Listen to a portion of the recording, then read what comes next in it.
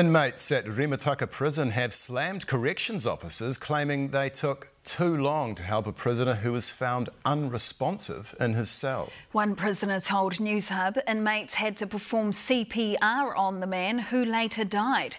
But as Leighton Hakel reports, corrections disputes some of the accusations.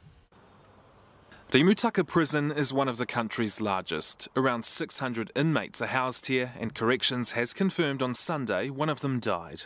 I want to acknowledge the efforts of the corrections officers and even other prisoners who helped in this situation. But Newshub has spoken to one of those prisoners. He claims staff failed to deal with the situation properly. We've agreed not to name him and have revoiced his comments to protect his identity. It's disgusting that 3 inmates had to perform CPR on another inmate and officers just let it happen. Officers didn't intervene, officers done nothing.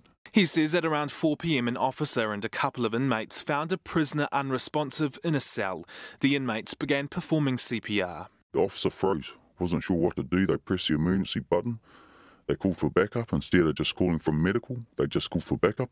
He adds it took 15 minutes for a defibrillator to arrive and inmates had to use it. You've got inmates in the unit now scared because we have to rely on another inmate to save our life. At least another 25 minutes went by before paramedics arrived. The patient was moved into the shared compound and they took over CPR, but he couldn't be saved. If the accounts I've seen are anywhere near what happened, it's an appalling situation.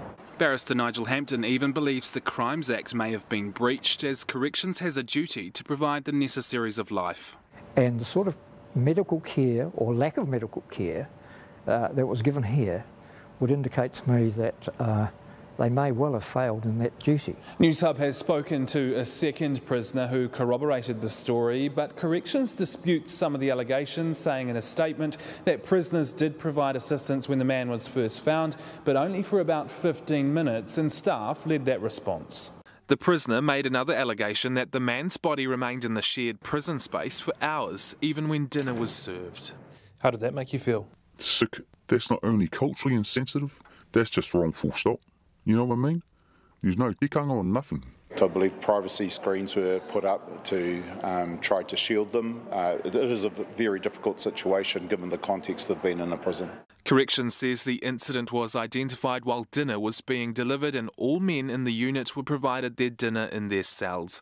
As per its policies, the body was not moved until police had attended the site. There will be an investigation, and I guess looking at the skills that the corrections officers had, whether they're up to a standard, will be something that's looked at. The man's death is not being treated as suspicious and has been referred to the coroner. Corrections is conducting an internal review, while the independent inspectorate will also investigate. Leighton Hakel, Newshub.